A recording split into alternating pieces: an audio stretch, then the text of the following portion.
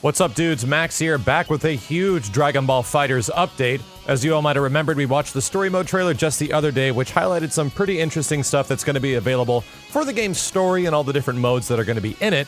Now, the thing I really wanted to talk about is a bunch of different gameplay changes, because the developers had a stream not that long ago that was going over a whole bunch of the new characters and inadvertently showing off many things and some things that they probably didn't intend to show.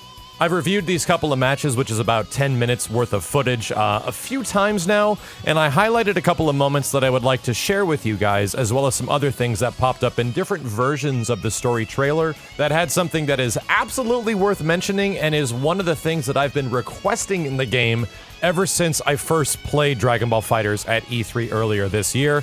But let's first start going through the gameplay footage, because I want to highlight several things that piqued my interest. We get a really good look at Tien's moveset as well as his level 3, which appears to be a Chiaotzu self-sacrifice explosion. This isn't all too much different to something like Android 16 where he lunges forward and grabs you, but I do believe you have to be hit by this one. It looks like it can be avoided, and even though it is a level 3, it doesn't do nearly as much damage as a character like Android 16's world-ending explosion. That one properly ends the match, and Chiaotzu's level 3 is a little bit more comparable to other level 3s in the game. Still, it looks really cool, and I'm very curious if you can actually combo into it, because we didn't see that.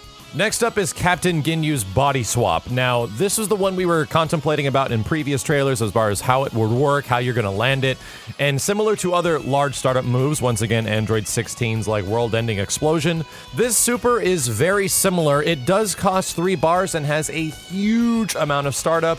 The big difference in comparison to Android 16's is that that's a command grab and it'll hit you even if you're blocking. This one does not. You can clearly block this attack, as many attempts were shown off in the gameplay footage, and you have to properly land it. It does seem to have armor when it does take place, so if you are throwing out moves, you're going to get hit by this thing and the body swap is going to take place.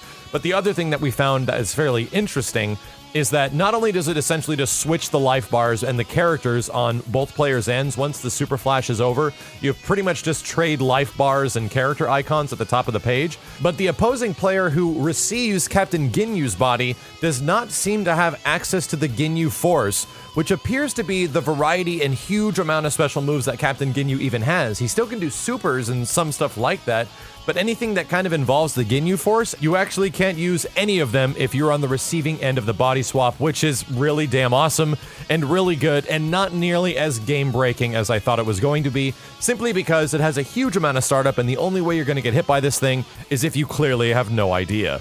Which means I'm probably going to get hit by it every single time I fight Captain Ginyu. We also get to see the Ginyu Force in full action. There appears to be a whole bunch of moves, because he has charge attacks, laser strikes, team-up attacks where characters kind of come together and send a whole bunch of orbs and a bunch of crazy bullshit that just fills the screen. It looks absolutely awesome, and this is kind of what I was really looking forward to this character. One character that commands like a total of multiple characters within their special moves, and it appears that Captain Ginyu is doing just that, and that's something I've wanted in a fighting game for a really damn long time. Now, moving forward, they finally went into some gameplay with Yamcha, and I'm also going to say that Yamcha might be one of my favorite looking rushdown characters in the game. He's got straight Berserker Barrage looking things, which is friggin' fantastic, and I just love his overall playstyle, which seems to be a mixture of Yoon from the Street Fighter games as well as Wolverine from the Marvel vs. Capcom games, and all taking very much consideration of the character, poses, movesets, everything like that. Yamcha just looks friggin' awesome.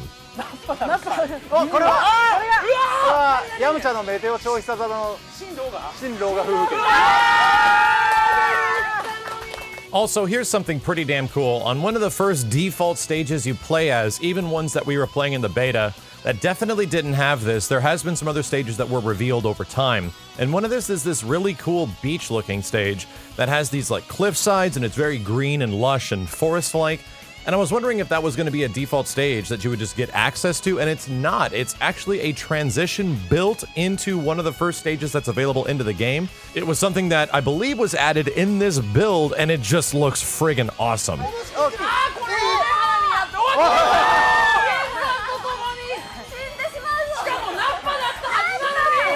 Now, the big piece of information came during a moment of the live stream where the developers that were playing accidentally used the Dragon Ball system. This is the system that we've known about from previous entries in terms of news articles and them briefly mentioning it, but it's been pretty rare in terms of actual concrete information what the Dragon Ball system does, and we literally got to see it take place on screen.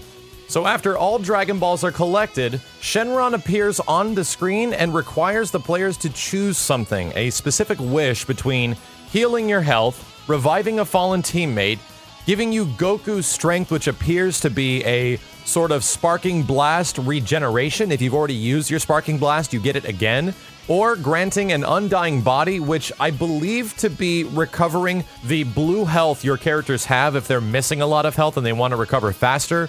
This appears to do that because the top one, healing you, probably just heals up one character's life bar.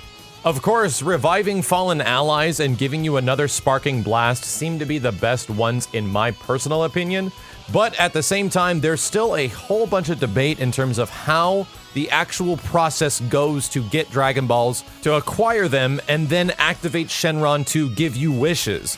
We still don't know what the hell is going on there, but there are several other people that have gone into deep reports that show hits in combos seem to have something to do with it, where a certain amount of hits per combo, if you use auto combos per combo. Like I said, we still don't know what the hell is going on with this thing, but it is definitely related to direct gameplay elements in terms of landing hits on the opponent.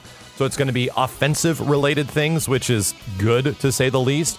But this is one of the craziest things in Dragon Ball FighterZ and is definitely a mechanic that I was kind of waiting for. I'm very curious how directly it's going to work, and I want some kind of concrete answers on this mechanic because it is one of the biggest changes in the game. It's also technically a comeback mechanic, so I'm kind of a little bit weary about it. I'm worried, excited. It seems like it's going to be awesome. I just really want to know more.